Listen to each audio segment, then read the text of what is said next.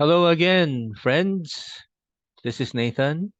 I'm broadcasting here from the Philippines live. Again, there's no take two. This is just take one. And please forgive me if I don't do this perfectly. And for those of you who are new here again, my website is onelifeonly.net. I'm a counselor here in the Philippines.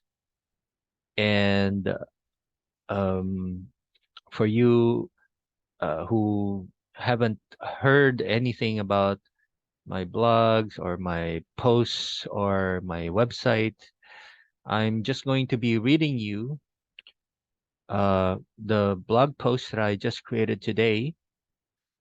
And this is free for all of you. So it's kind of a way of helping those people who would rather learn audio visually rather than just visually or through audio. Okay. So for those of you who would rather listen to this on a podcast, I have a podcast channel on Spotify. It's called One Life Only Counseling channel. All right. And it's called the same thing on YouTube. So please do like and subscribe. Don't forget. All right. So it's that time of year again when we're all making our New Year's resolutions. So this is no different. This is another one of those articles to help you kind of uh, be true to your promises to yourselves, in the new year. And hopefully, I can give or impart some kind of tip for you to learn um, why sometimes New Year's your New Year's resolutions don't come into fruition. So here we go. What can help you become the new you in the new year? All right. So new year, new you, right? Okay. So it's that time of year again when many of us set out to become better people. We have all this, we all have this internal yearning to be the best versions of ourselves. I often use the term existential angst, a concern that we have not been living up to what we hope to be. What do we want to be? A kinder friend, a more responsible husband, a more fun loving person. Much of the troubles we have or we feel have much to do with thoughts surrounding the people we strive to be and what our current reality indicates. So there seems to be a gap between what we are right now and what we've always wanted ourselves to be in our relationships, in our jobs, in whatever it is that's important to you. All right. But what if this striving can start instead from a very simple skill that we can learn? Maybe the question could be phrased as, what is it that we could get better at rather than what we could be? Right? I'll repeat that. What is it that we could get better at rather than what we could be? Nothing is more demoralizing than realizing that even with all the work we try to do in becoming a better person, we fail. Why is this so? For one, our minds are very good at naming things we can or can't do when faced with different circumstances. It feels like there's an upper limit to what we can or cannot achieve. It could be someone or something that could potentially stand in the way of such goals that keeps us from doing better, right? So I often hear that in the counseling room. I'll give you an example for couples. I can only be the wife I want to be if my husband will only be better.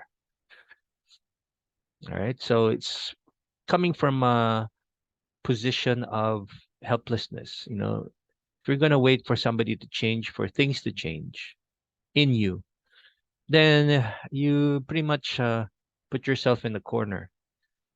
It's pretty hard, I mean, you gotta wait very long, or maybe you don't know that you're part of the reason. I'm not saying it's an excuse, but you are a context in every relationship that you are in. Okay, so if that context doesn't change, it'll be very hard for your partner, or even if you're a parent, your child to change. All right. So here's a very simple tip on what to do to be better at this coming year in order for you to take some steps towards your most coveted aspirations. It's so simple, you might think it's silly. Be better at noticing. That's it. It's your first step towards making the change you've always seemed unable to reach. It could be hard at first, but you and I can get better at it if we practice. But you might ask, what is there to notice? What should I notice? Should I start noticing what shirt my workmate is wearing every day? Of course not. Firstly, notice what you tend to do when something happens, and notice the results of what you do. If what you do doesn't help your relationship with your spouse, then start noticing those that do. If what you do doesn't give you the hardworking, addiction-free child that you want, then start noticing those that do. Notice what works and doesn't work for you and your relationships. All right. So you might be wondering what that picture is all about. Why is there an ABC? Well, that's what we call the ABC of behaviorism. It's the activating event, and then B is the behavior, and then C is the consequence. So we, as a behaviorist, we view everything that goes on in the counseling room like an ABC. All right.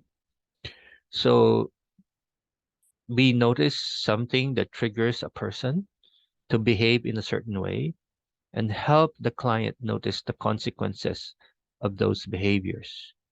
And C, if there are other alternatives for the B so that we get a different C. The A is usually out of our control. All right. So that's a little lesson on behaviorism, but I don't have to go to the more technical stuff. Then notice what goes on inside of you when these challenges come along.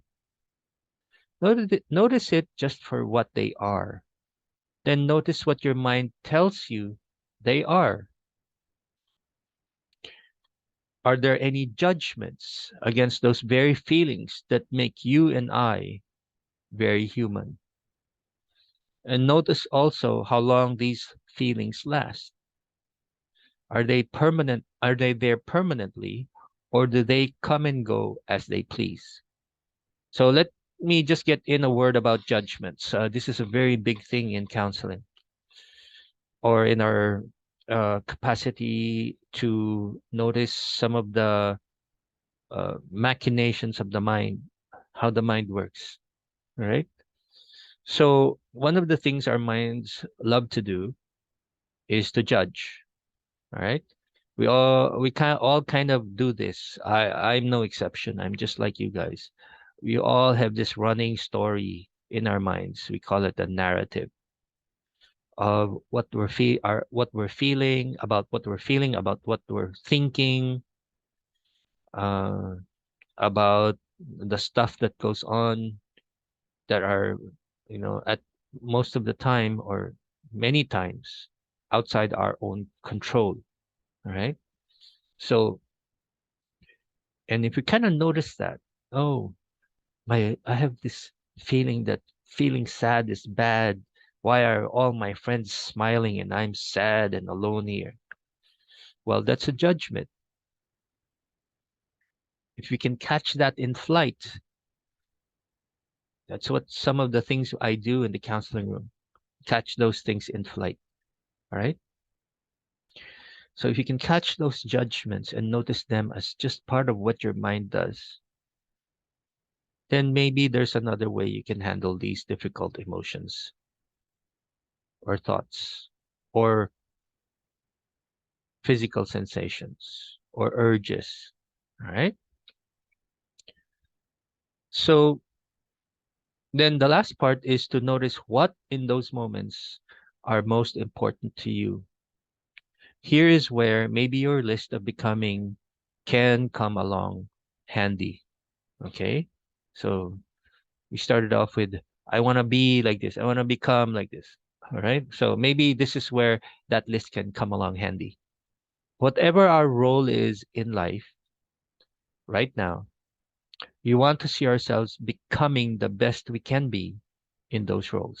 You and I can be a spouse, partner, friend, sibling, parent, child, and so on. In every situation that presents some kind of challenge to your emotional stability, go back to what you think will be representative of how you would have wanted to handle the situation. Okay, let me repeat that. In every situation that presents some kind of challenge to your emotional stability, go back to what you think will be representative of how you would have wanted to handle the situation. Right. So kind of like stepping back and what do I want to be in this situation? Okay. What's the best version of me here? How would the best version of me handle this? Right. Or if I was handling this the way I want to, how would that look like? All right. So let me just make a short review. Go back to noticing the probable consequences when you do what you do. Then notice what it is that goes on inside your thoughts and feelings as you experience these challenges. And then finally noticing what is important for you in the moment. Then choose your best or better course of action from there. So, I do this a lot in the counseling room. Can we slow down here? All right. I ask my clients, can we slow down here? Because the mind really works very fast. And all of these noticing skills can only be done if we were to slow down. All right. And why notice? If you have gone through numerous self help books or articles lately, I think that's what the fuss about mindfulness is. Yeah.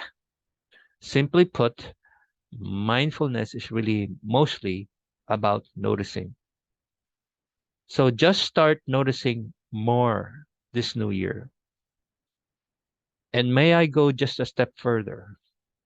Maybe that's what you go to see a counselor for or a therapist, to become more noticing or mindful. Try and see for yourself and notice what wonders more noticing can do for you. And of course, the people you love. Happy New Year, everyone. Okay, so that's the end of my article that I wrote today. So I hope you enjoyed it. Uh, watching this or listening to this or reading it on my website, onelifeonly.net. I'll be embedding this video in my website also. So I hope you enjoyed it as much as I enjoyed presenting it to you. And it's always fun to do a New Year's type of thing. All right. So you guys take care. And I love you all for listening to this. Thank you. Thank you for taking time. And I hope you learned something today. And remember, one life only. Go live it. Live it to the best you can. You take care. Bye bye.